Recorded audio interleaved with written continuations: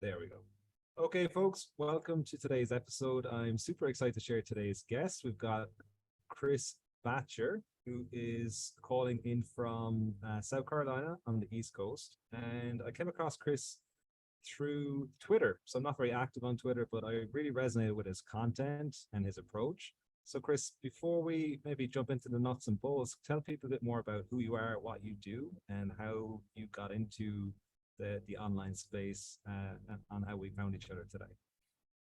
Yeah, Connor, first of all, I appreciate you inviting me on. Excited to be here today, man. And yeah, I guess, for me, I grew up in small Midwest town with three younger brothers. So lots of competition in our life. And yeah, I always was around sports virtually my entire life and never really had a lot of exposure to other things, if I'm honest. And so, for me with a career choice, it kind of, I was like, I want to continue to be around sports and felt like being able to be around athletes was what I was looking to do. And so physical therapy was kind of a logical piece for me. So kind of jumped into that. And yeah, long story short, just got very frustrated with the traditional education system, the traditional healthcare system, and had a lot of experience with endurance sports and did Ironman for a number of years.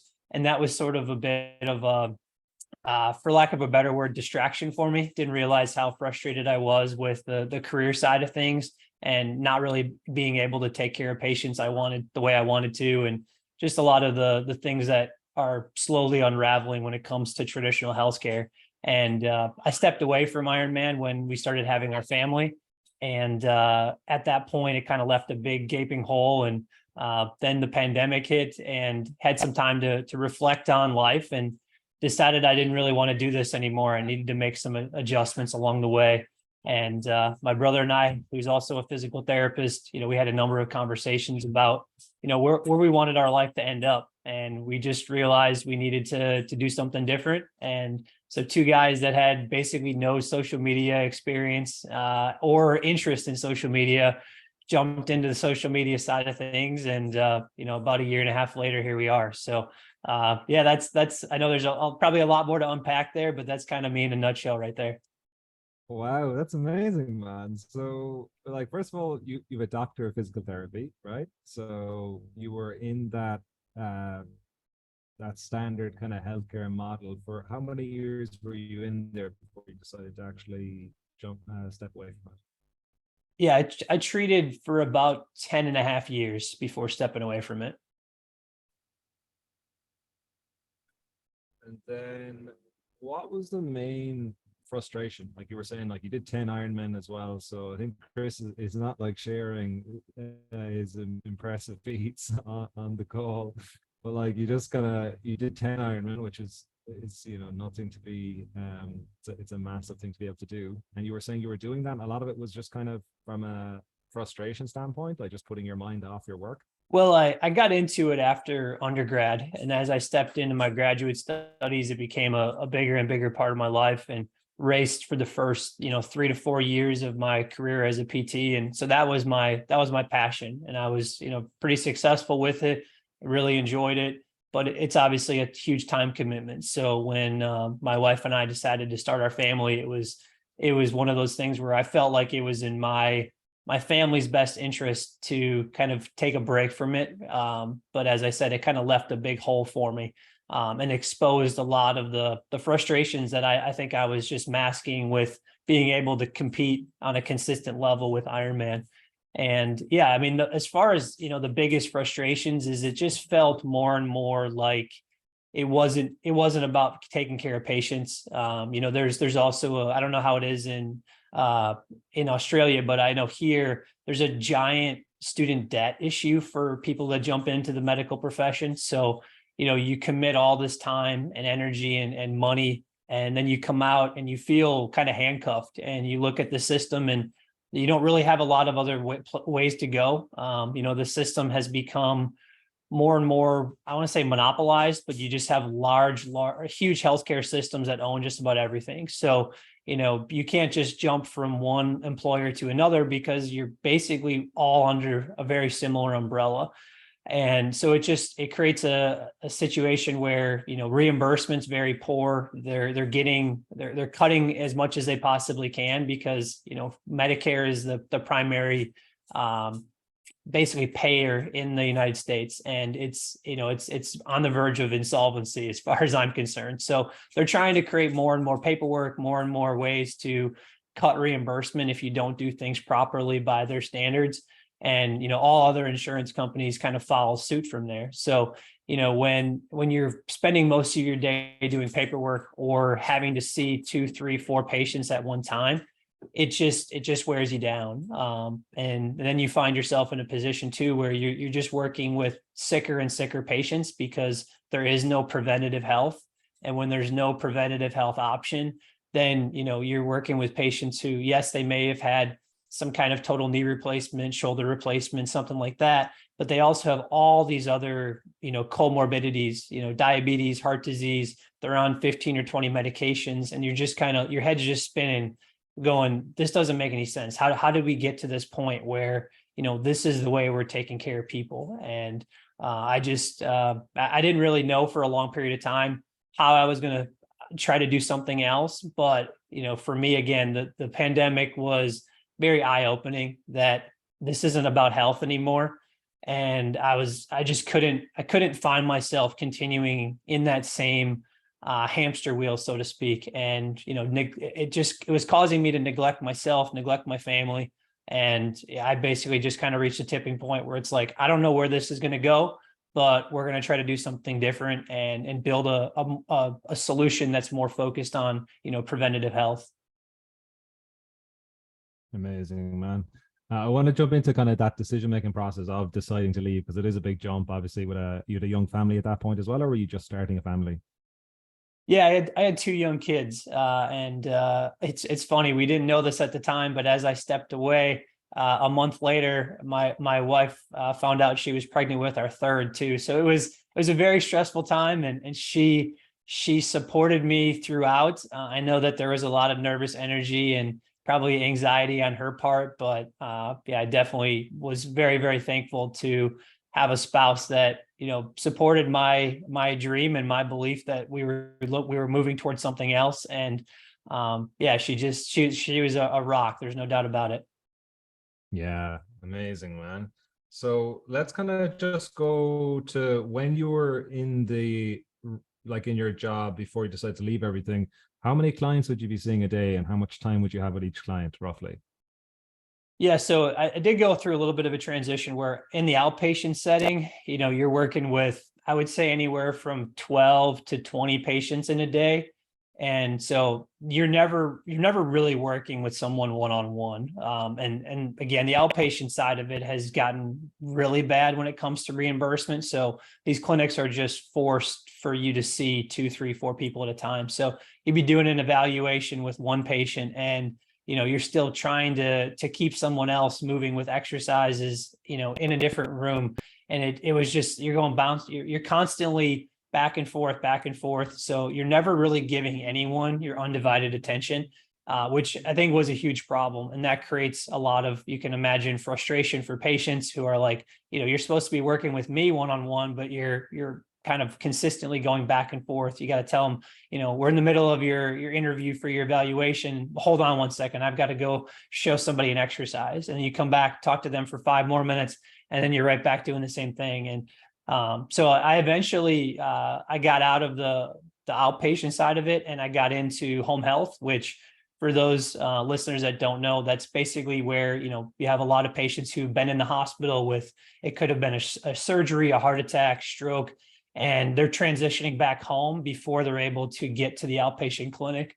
And so I'm fortunately in that situation, I was able to work with people one-on-one, but you're still finding yourself in a very restrictive environment where you only have a certain amount of time.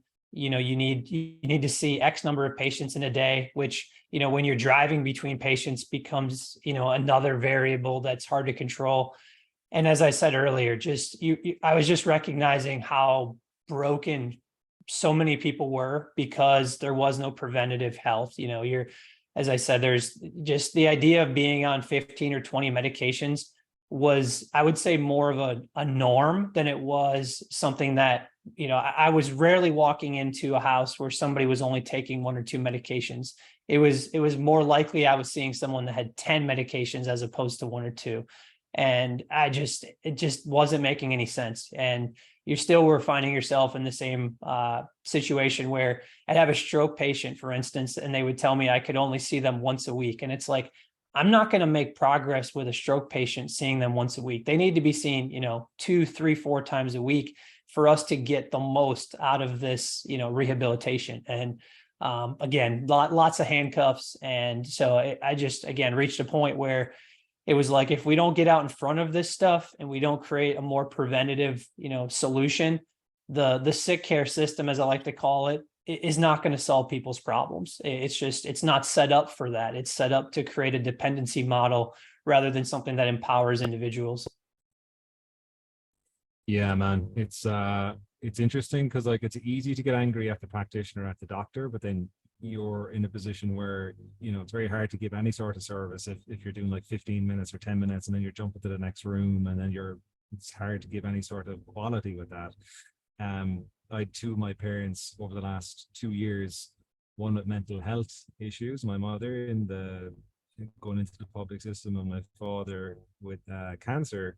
And I was just like, wow, that's such a lesson. Like once you're in the public system, you are in a really bad position. Like it's just such a clusterfuck, basically. Let's jump into that kind of phase of 2020. So like, obviously 2 kids, one more on the way that you didn't even know about. And, did you just go, what were the stepping stones when you're like, okay, well, I'm going to go open my own online business with my brother. We're going to start, making a more holistic change. Did you kind of go step by step, like you went down to part-time and then as you built up your client base, or like how did that work for you guys? Yeah, so 2020 was kind of when the whole thing started. And so it's funny, you and I are talking here on a podcast. That's actually where we started. We didn't really know what direction we wanted to go with things. And we had a very, very small social media presence. But in the fall of 2020 was when we kind of put our heads together and said, why don't we start a little podcast and just start talking about some of the things that we're interested in. And so we did the Brother to Brother podcast, and we did, I would say roughly probably 10 or 12 episodes. There's just the two of us talking about things that we enjoyed talking about. And then from there, we started to, I think, create a little bit of a community online. And I think it was really important for us because, you can imagine the isolation that so many people felt during that time. And we were no different. I mean, if we wouldn't have had each other to kind of bounce ideas off of, I can definitely see where things could have gone down a very, very different route because, we were able to then tap into some really great guys in the Twitter community, which it's funny. I never would have imagined building a community with guys online. But the reality is most people don't have those people that are trying to push them to do something different in their local communities. Or if they do, they just don't know how to connect with those people. So, I think the online community in some cases is a great way to find people that are like-minded, who you don't have necessarily a whole bunch of baggage, who maybe know you from the last 10 years when you maybe weren't making the best decisions. And so, we were able to find some awesome people who, were inspiring us. And, from that point on, we created a lot more self-belief of there's other people doing this. And they were very frank about, we didn't really know what we were doing when we jumped into this. We just went all in and did it. So as we had more and more of these conversations on the podcast, we started to get an idea of this community thing and this preventative health side of things for guys like us who are fathers and are doing everything they can for their families. But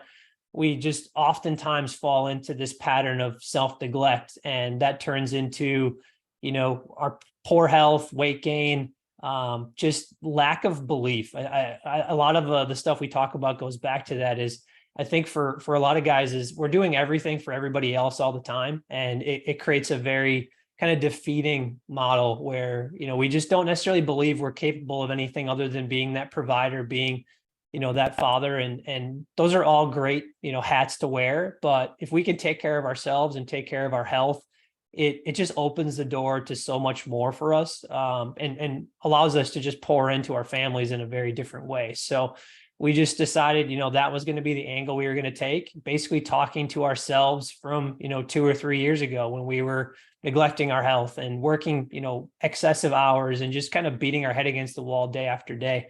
And tried to build a community of men who didn't have it all figured out, but wanted to do something different and wanted to make their health a priority. And so that kind of evolved from, last June. I went all in, started working with some guys over the first few months, one-on-one. And since that time, we built a community of guys where, we're working now with close to 100 guys on a day-to-day basis. And just being able to connect guys and show them a simplified way to get healthy. And that's kind of I'd say the biggest thing for us right now is we're just trying to simplify health and show people that it doesn't take a lot of time. It doesn't take this, crazy diet. You can enjoy life and create a sustainable system around your life, your job, your family, that, allows you to feel good, have high energy, and take control of your health. So I'll pause there. Awesome, man. Yeah, I want to jump into all that because I think like a lot of the people listening are kind of guys, 30s, 40s. As you said, work gets busy, life happens, and then they're like, okay, wow, I'm 10, 20 pounds overweight, my back's sore, my knee's sore. I used to be an athlete. Like what I used to do when I was 18 isn't working now. I keep getting hurt. So like, I'd love you to maybe go through some actionable stuff for people listening. Obviously, you've got a really good sample size now working with 100 people. Some like really actionable, sustainable nuggets that people could actually start like applying today or this week after listening.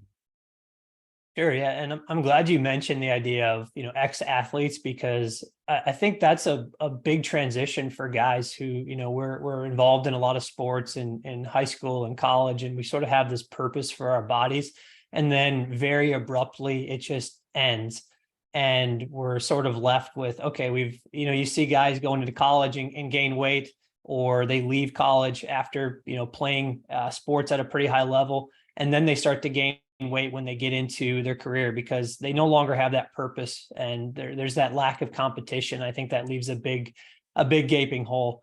So I think, for us, we really try to focus on just addressing the low hanging fruit. And for most guys, it's like, if we have families, dinner is crazy. It's we don't have a lot of control over it. We have a lot of activities and events and things like that. So we try to really take control of those first 2 meals of the day. And, when it comes to things like increasing protein content, the average person we work with, when we get on the first call with them, they're probably taking in 40, 50, maybe 60 to 75 grams of protein if they're lucky in a day-to-day basis.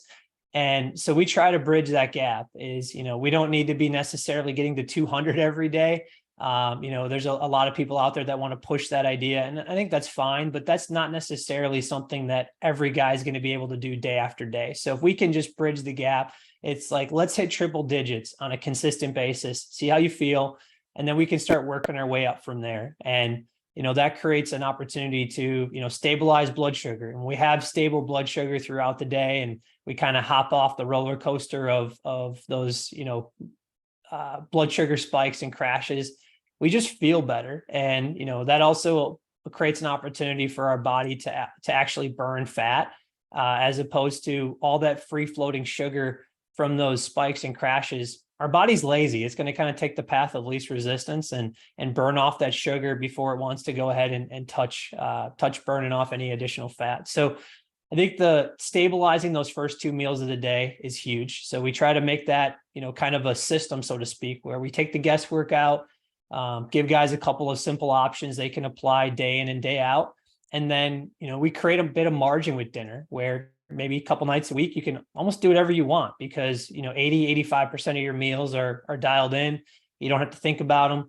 And, that creates an opportunity to build some momentum. So, I think nutrition is where we start. We spend a ton of time right away, kind of building that nutrition foundation, which, is difficult for some guys to deal with right away, because they're used to just, I have to work hard to lose weight. And our workouts are generally 2 to 3 days a week for 30 to 40 minutes. And so you're not beating up your body. We're promoting more of that active recovery and just the general day-to-day movement. As you said, as we get a little older, our bodies take more time to respond and to recover. And so, the low impact movement paired with some quality strength training is the secret sauce as far as I'm concerned. And we don't need to be abusing the body, 5-6 days a week to get great results. If anything, you could argue, prioritizing nutrition and backing off on the volume and the frequency of those workouts, and you're going to get better results. So just keeping that nutrition focused priority, I think would be another one. Yeah, man, I love that. It's so like realistic. I think you took the words out of my mouth, like just hitting the low hanging fruit and being realistic and being like, okay, dinner's not going to be something, it's going to be messy. So let's really dial in the first 2 meals of the day. We can actually control those factors, and then they kind of get almost a free pass for some dinners once you dial those in. I also really like what you said, just like 3 digits of protein. That's super easy to remember. It's just like try and hit over 100 grams. Like that's what you mean by that, right? Yeah. And the thing about it too is, like, if we're going to hit, at least 30 or 40, say, for each meal, it's going to put us in a position where we just have less cravings too. And a lot of guys they get to 5 o'clock, they get home from work, and it just becomes a feeding frenzy because they can't make conscious decisions anymore because they're just in such a deficit, not so much necessarily from calories, but from protein intake. So it almost doesn't matter what they eat for dinner. Even if they sit down and eat a big steak, they're still going to probably have cravings later on, just because they've been chasing it all day long. And yeah, the more of those, I mentioned, spikes and crashes that we have throughout the day with blood sugar, we're just not going to make quality conscious decisions day after day. So, we need stable blood sugar for that.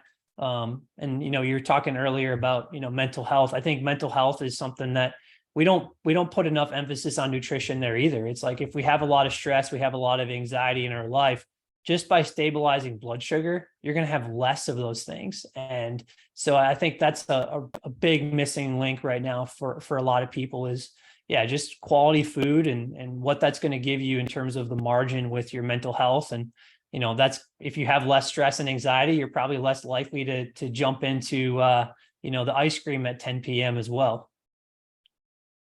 100%, man. It's interesting because like it's all related. Like you're saying, people are coming in with all these joint issues when you're back working in the medical system, but they didn't just have joint issues. They most likely had some mental health issues and all of these other physical health issues as well. So it's all connected, right? Yeah, for sure. And I mean, I guess I haven't touched on this either, but yeah, we've certainly disconnected mental and physical health to the extreme. And there's just, I think part of it is that people just don't understand. We're not, you talk about whether it's doctors or psychologists, like they're not taught, like doctors aren't taught mental health, psychologists aren't taught nutrition. So we've just like disconnected these things. And we try to stay in our own box and treat people in that capacity, and it just doesn't work. And again, we're only giving patients a fraction of what we could be if we took a more holistic approach to, stress management and nutrition and exercise, and tried to put those things all together. Versus, okay, you got, you're really high stress, you're anxious, we're going to put you on this medication, or you're overweight, we're going to use this, this subscription model of Ozempic or whatever it is to try to deal with this stuff. There's just the lack of holistic treatment that we have out there right now. And again, we're just not empowering people to be successful. We're creating this dependency while crushing self-belief at the same time. So I think that's probably my biggest frustration with the system right now is we're just there's no tools given to the individual to be successful. Yeah, for sure, man. Like it's also just what you're saying about like prioritizing the nutrition side of things from because if your nutrition's off, you're going to be stressed. If you're stressed, it's going to be harder to stay on track with your food. Then the cycle I see is people are stressed, they're eating crap food, they're drinking too much caffeine, then they're wired, so they can't sleep very well, so they might have alcohol. Then they have a shitty night's sleep. They wake up, they're exhausted. They pound caffeine again, and that cycle is just, burning themselves out like at both ends. So like the I just try and really, I like the way you're simplifying stuff, and that's what I do as well. It's like, okay, like if your sleep is off, let's try and get you moving more and getting off technology near the end of the day. um and then another thing for stress, for men in particular, and I experienced this myself, is like I've been traveling a lot the last 2 or 3 years, but then I was feeling quite lonely, and I found I was stress eating a lot as a result of that. And then I started doing Latin dancing this year, and I was like, that was massive for a connection standpoint, building a community, all these things. And then nothing changed, but the impulse to eat and stress eat completely dissipated. Like it just disappeared. So it's just, again, like everything's connected. So like there's, movement, community, nutrition, all of these things will all compound in a good way to get people back on track from a health standpoint, right? Yeah, no question. And, I think you're right. We're meant to be social creatures, and, we find ourselves in a world where we don't have to leave our house if we don't want to. We can basically order our food, order our everything we need to our house, and just kind of stay isolated. But you see the stress, you see all the mental health crisis that we find ourselves in, and we need each other. We need to be exposed to that community element of it. And you're right, the vicious cycle, I think it gets overwhelming. You kind of described it very well of going through, how rough that sounds, just poor sleep, alcohol, caffeine, poor nutrition, lack of exercise. But I think being able to just replace one thing and change one single input to get started with, that could be creating a stable breakfast that gives you better energy. So now you're able to kind of put off that afternoon coffee. All it takes is pulling out one of those negative inputs and replacing it with a positive one, and you can start to break that cycle. And then slowly but surely, you just keep changing one input at a time. And, a year later, 6 months later, your life can look completely different. And I think that's where, there's that, I keep saying the self-belief, the empowerment side of things is so critical, is when you start to see change with a single input, that becomes very contagious. Like you get addicted to that progress, and you're like, what else can I do to continue to move myself in the right direction? Whereas, you may have spent years feeling like you're just stuck in the same rut. And when you start to see a little bit of progress, it gives you that encouragement and that belief that you can do something different and you can really change your life. And I think that goes across, not just health, but, finances, spiritual life, everything that we kind of work through on a day-to-day basis. We have the ability to change so much of that by just making one simple adjustment and using that as our starting point to build off of. Yeah, man, I love that. I think it's really important to state that. Like, it's, even if you're in a really frustrating, difficult position, sometimes it's like a small change can really start dominoing, and things turn around actually surprisingly quickly. In particular, you could be punishing your body, not maybe even realizing it, for decades. I'd love you to touch on some of the systems you talked about, like from a nutrition standpoint, to get people's breakfast and lunch on track. Like you kind of touched on just having a more nutritious breakfast so people feel more, balanced with energy. But would there be any other nuggets you can kind of share with people that could maybe take action on them after listening to this episode? Sure. Yeah. I mean, I think, first of all, I think just having some margin is really, really important. So, systems, they sound kind of overly complicated, but the reality is, one of the things we have guys do is just spend 30 minutes on a Sunday and go through your week and figure out, what days of the week do we have social events? What days of the week do we have activities?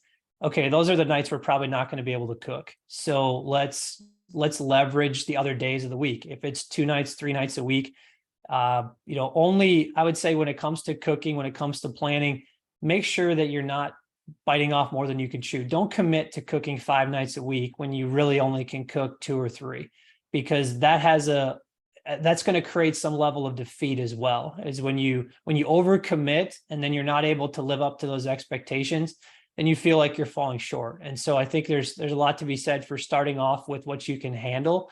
And so, yeah, I think Sundays are a great opportunity to plan out your week.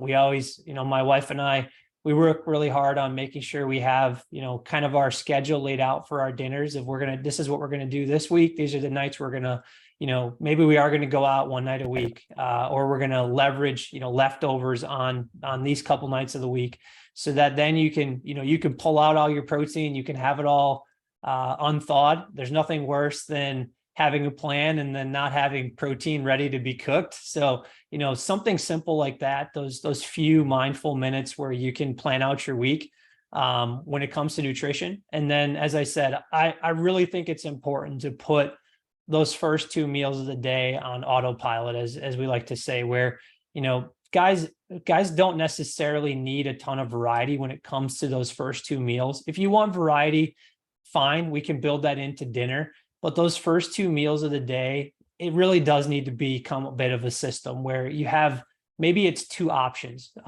For instance, for me, like my go-to in the morning is I'm going to hammer Greek yogurt. I'm going to put some additional protein in it.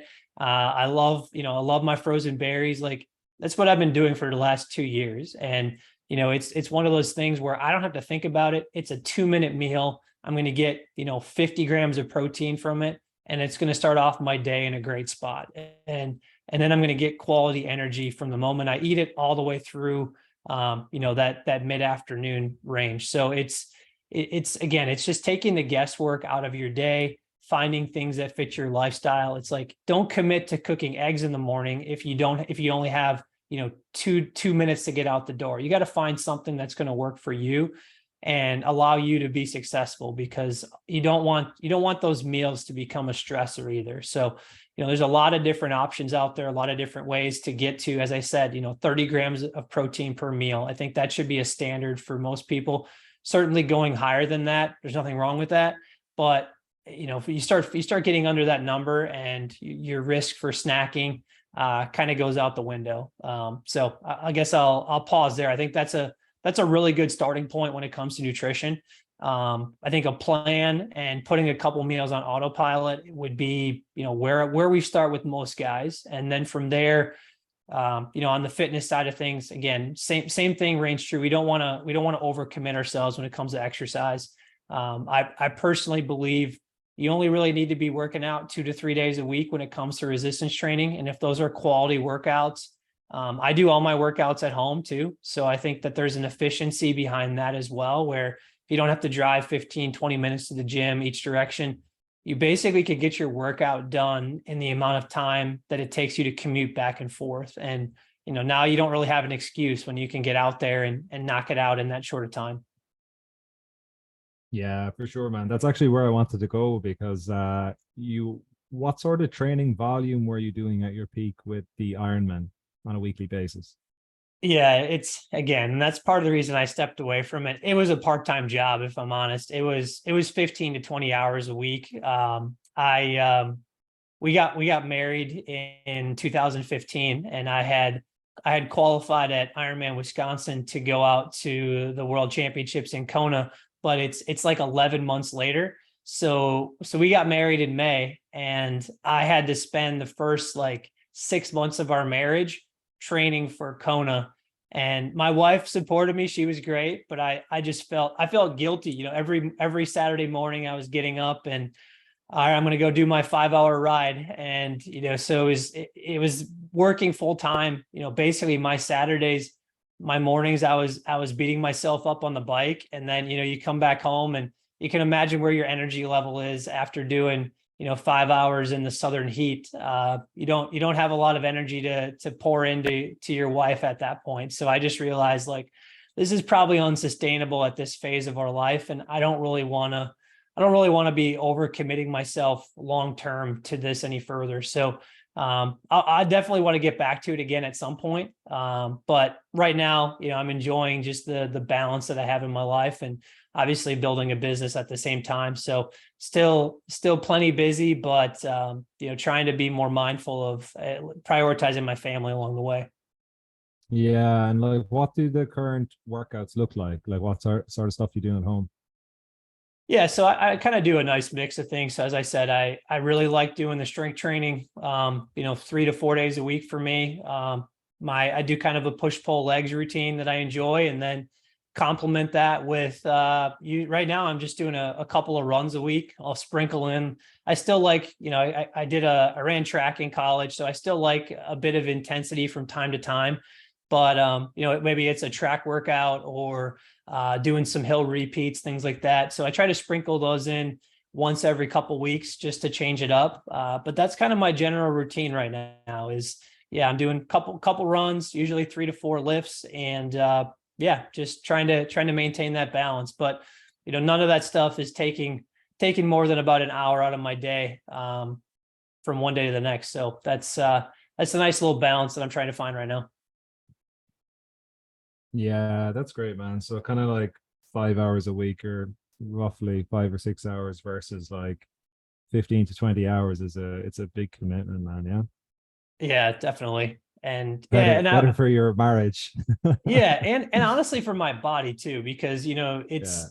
I do think that there's a lot of wear and tear that goes along with that, and you're not always prioritizing the recovery like you should because you're so focused on building mileage. And I think that's a natural tendency for a lot of endurance athletes as well, is just too much emphasis on mileage. And I even found myself towards the end of my career when I was prioritizing, at least one day a week of strength training, and maybe I wasn't doing nearly as much mileage with my running or my bike. I got faster. And so it just kind of goes to show that if you can do, prioritizing the strength training, regardless of what sport you're involved with, I think is a huge missing piece for a lot of guys. Yeah, definitely, man. In particular with the endurance community, I find it's people love going for a run or for a swim or for on the bike, but they don't really prioritize strength work or, joint mobility as well. Just from a point of view of offsetting being in really shitty patterns for your entire life. I think that's a huge thing. Like, just do stuff that's going to open up your chest, strengthen your upper back, open up your hips, strengthen your glutes. And like, I think the easiest strength program is just strengthen the backside of your body and stretch the front side of your body. Like, that's just for people listening. That's just a really easy thing to think about. And you'll just feel a lot better because you're going to offset like just being hunched over a desk or over a phone for most of the day, right? I couldn't agree more. Yeah, I mean, it's funny. I think most people attribute strength training to watching somebody do a bench press, but I'd argue with our current situation with general posture, the amount of driving we do, the amount of desk work we do. I always say it's a good just idea to have in mind of doing almost like twice as much back work as you're doing chest work, because we're so dominant in our chest as it is. But if we don't have that foundation of the, shoulder strength and stability in the back, stability in the spine, we're not even going to be able to maximize what we can do with like our bench press if we don't have a stable foundation to build off of when it comes to scapular strength and things like that. So yeah, I think you're spot on there. And yeah, that's whether it's posture with stretching or just keeping those back stabilizers where they belong. I think you're right on the money with all of that. Yeah, for sure, man. Let's jump into I didn't realize that you've only been on Twitter for like a year and a half. Is that right? Yeah, I think I started my account in like December of 2020, something like that. But for the first probably year or so, I was mainly just following people. We really weren't putting out any content at that point. And then I'd say it's been about 2 years, probably just short of 2 years, that I've been putting out fairly consistent content. So what would you say biggest lessons, biggest mistakes from your social media time? Oh man, that's a great question. I would say the biggest thing was early on, paying too much attention to just obviously you get kind of that cheap dopamine effect when, or lack thereof, if you're putting out content and nobody's engaging with it. I think having a network is really important. Something that I would probably do a lot earlier on, and also just then understanding, what are you trying to accomplish with, if you are trying to grow for any reason, if you're a creator, is what are you looking to accomplish, and what can you do that puts you in a position that's, I'd say you're going to be able to leverage better than most people that you have a lot of knowledge on. So, for instance, like early on, Brett and I weren't necessarily sure what direction we wanted to go. And we weren't even really sure we were going to do the health side of things, but it was for us, it was an area that, we know more about, and we have a strong foundation in that we can, help a lot of people with. And so, understanding your strengths and not trying to force the issue of trying to build something that you're maybe not as qualified or as skilled at as what you think. And there's nothing wrong with continuing to learn new skills along the way. I think that's a huge part of it. Is early on, we were kind of trying to stay in our lane too much in terms of not doing new things, so to speak, and coming out of traditional healthcare, we didn't know anything about marketing. We didn't know anything about sales. And so we had to learn those things. And one thing I wish I would have done a little bit earlier was find people that are really good at stuff to teach me. And we did that. We hired different coaches and things like that to help teach us different spaces and ways to be able to just better understand the platform and better understand, the social media side of things. But there's a lot of great people out there that are more than willing to, share their experience and help you grow along the way. So just finding that team of people that you can surround yourself with, that I would say, there were definitely a lot of times where Brett and I felt very exposed, and that we realized we didn't know anything about a number of areas. And you're getting a lot of information from people who have been in the space for years in some cases. And that can be a little bit overwhelming at times, but I think the overwhelming theme that we heard time and time again is just keep showing up, keep putting out content. And the more consistent you can be with it, the more likely you are to succeed. And it kind of comes down to, there's a lot of people that jump into it, but they don't stick to it. And so like the longer you push through and the longer you continue, the more likely you are to be successful, because there's just a lot of people that, when they do jump into it, it's sort of the shiny object, and that shiny object eventually wears off when they don't have success. And I'm sure you're well aware, Connor, there's nothing easy about this space. And there's a lot of people that try to make it sound like it's a lot easier than what it is. But it takes work, and it takes consistency. And kind of going back to what we talk about with our guys too, is just that you have to have that unrelenting self-belief that you can be successful with it. And if you keep taking consistent action, there's a good chance that you're going to come out on the other side in a really good spot. Yeah, that's really good advice, mate. I'd say that there's a lot of similarities behind running a business and fitness. Like it's just like consistently showing up. It's funny as well. I was saying about starting dancing, and I asked a few of the guys who are really good at, one of my teacher, he's been dancing for 17 years. A friend of mine as well has been dancing for 7 or 8 years, and they were like, just don't stop. Like that was the advice. And I'm like, that is such good advice, because it's the same for everything, right? It's the same for training. It's the same for your business. Like if you just keep showing up relentlessly, like you'll get the outcome. Obviously, learning from people who know what they're talking about is really important as well, so you're not running in the wrong direction. I'm conscious of your time, mate. So I'd like to just touch on if you have like your writing process, because I love the tweets that you put out there in the threads. So what's your process? Do you like write every day? Do you set time aside? Because obviously you're busy, you're a dad, all of these things. How do you fit it into your week?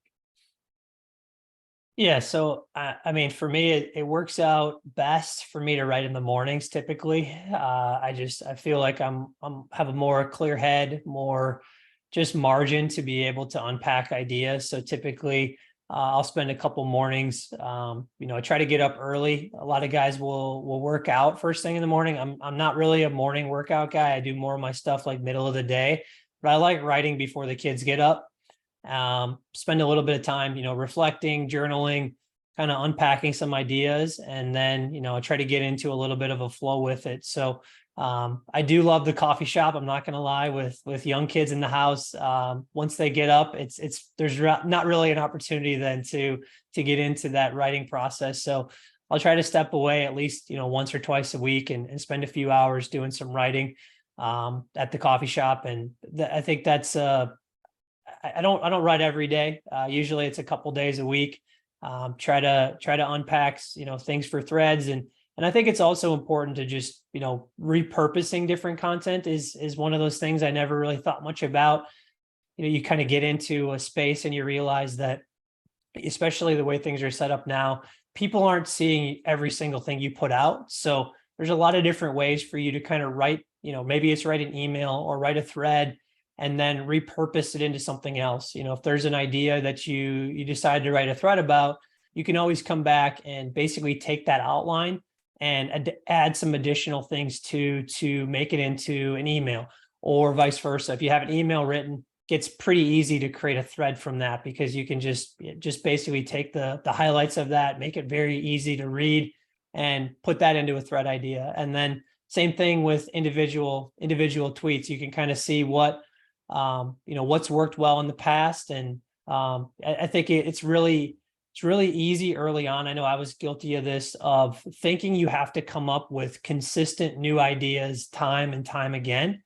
And it's okay to recycle ideas if they're good ideas, because people need to be, those things need to be reinforced in a lot of ways, where maybe they saw that message 3 months ago, 6 months ago, but they forgot all about it. We've got a pretty short, when it comes to our ability to focus on things. So, reminding people of those quality ideas time and time again, I think that's really important. And so that's probably been the biggest shift for me recently, is just understanding that I've got to make I can repurpose content and do it consistently. And it doesn't necessarily take away from my message. You could argue it actually helps solidify the message, because they kind of know what you stand for, because you're saying the same types of things over and over again.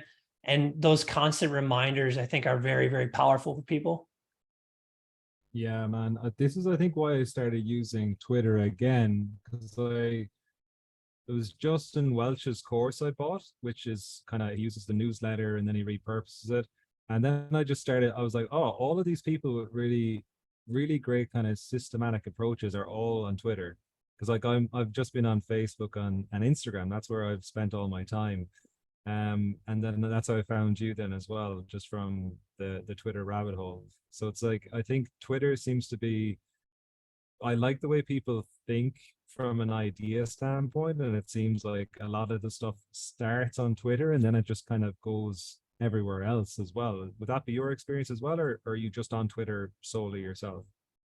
Yeah, right now we're just on Twitter, and we're at some point we'll have to make a transition away from that to other platforms. We've been very intentional about making sure that we don't overextend ourselves. We have a lot of clients to take care of, and we really want to make sure that's our number one priority. And I think the natural reaction with any creator, I had a really good conversation with Dan Go a couple weeks ago, and he said, do one thing well at a time, do one thing well at a time. And that really resonated with me, because, whether it's LinkedIn or Instagram or, I don't think I'll ever go on TikTok, but, you have all these platforms that are, kind of pulling your attention. And if you have some success on one platform, I think the natural reaction is, let's jump into everything.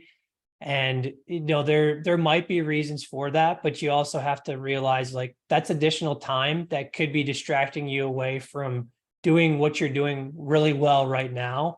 And so, trying to make sure that you keep that in balance. And so, for us, we'll probably make a jump here soon, but it's going to be to like one additional platform. It's not going to be to 4.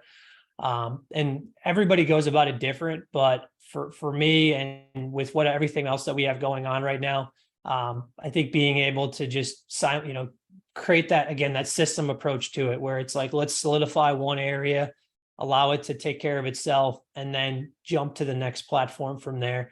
And that way you're just continuing to create, different lead generation sources for you, where, you can maximize that space before you go ahead and move on to something else. So yeah, that's kind of going to be our approach to it. I know that if you have a large team of people and they can, hit into multiple areas, great. But, that's for Brett and I, we're trying to really focus on, again, we want to take care of our clients. Like that's the part we enjoy the most. And we don't necessarily want to be managing a whole bunch of other people. So, maybe our growth will be a little bit slower than some other people out there, but it's going to allow us to build something and build a business that we get to do what we enjoy the most. And we get to keep it as tight as possible, because at the end of the day, this really is about the time freedom and the ability for us to spend, that time with our family. And if all of a sudden it just becomes a big monster that we have to manage on a day-to-day basis and be on our phone 12 hours a day, then, we've it sort of defeated the purpose of what we were trying to create in the first place. That's such great advice, man. I'm gonna have to keep listening to that clip over and over again. Just focusing on one thing. That's great, man. Let's jump into some rapid fire to finish off, mate. Sounds good. Given the choice of anyone in the world to sit down with for 2 or 3 hours for dinner, who would it be and why? Ooh, man, that's a great question. Put me on the spot here.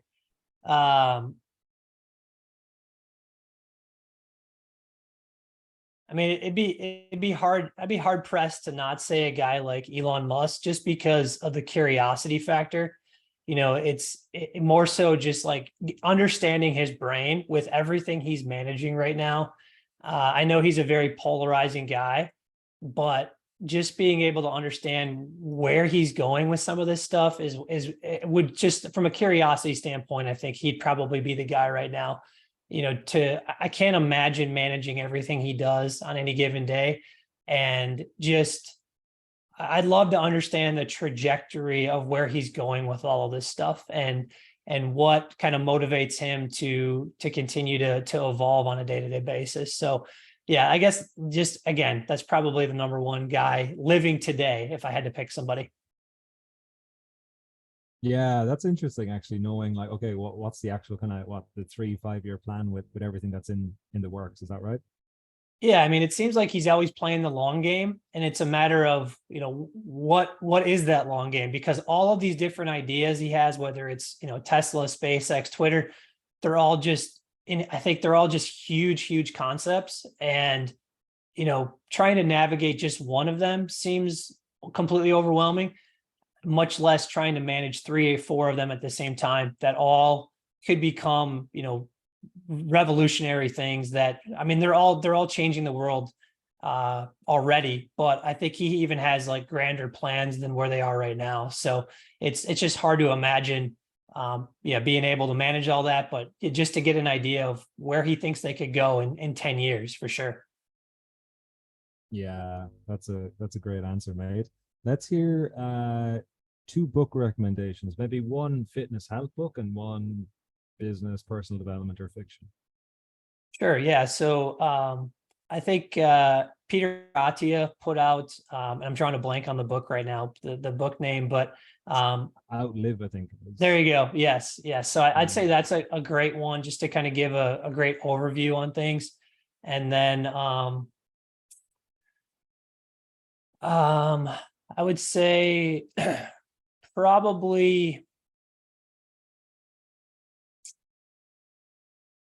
I mean, I'm gonna kind of go back to the spiritual side of things. I try to get in the Word every day. I got to give a little bit of plug to, just get in the Bible every day. It's changed my life, so I'd be hard pressed not to talk about that a little bit as well. It's grounded me every day. It's kind of opened my world up. So I could sit here and throw another author out, but that's a foundational for me. Try to get in the Word every single day. So yeah, I think that'd be that's probably the first answer I'd give you, actually. Awesome, mate. So last one, if you could put something on a billboard in somewhere like Times Square to reach millions of people, what would it be and why? I think it'd probably start around just taking control of your health and just the idea that we all need to, we have to get away from this dependency idea. So, it would start with don't be dependent on, big pharma, big food to give you a solution. Go find that solution and, build that into your life every single day. Because it's, as we talked about earlier, it's a lot easier than what most people think. Awesome, man. Well, Chris, I really appreciate your time, mate. You're a busy guy. Learned a ton, and I liked how just grounded and realistic your advice was as well. You can tell that you're coaching people in the real world who have they've got lives, they've got families, and everything you actually gave advice on was realistic from a sustainability standpoint as well. So before we jump off, where can people learn more about you? What's the best place to do if they want to learn more about what you do? Yeah, Connor, again, I really appreciate you having me on here. And yeah, for any listeners who are interested in learning more about what Brett and I do, we're both active on Twitter. I'm at Chris Boettcher 9. My brother's at Brett Boettcher 1. We do have our site linked on there as well, brothertobrotheryou.com. And I guess I would encourage a lot of guys, if you're kind of curious a little bit about what we do, we put out a free newsletter a couple times a week, just gives actionable advice on nutrition and health. And I think that would be just a great area where we give you guys a little bit of information on our background, what we stand for, and try to give you guys some high quality value week in and week out. And it's called the Fit Fathers Flyer. Awesome, bro. We'll link all that in the show notes as well, mate. Okay. Sounds great, Connor.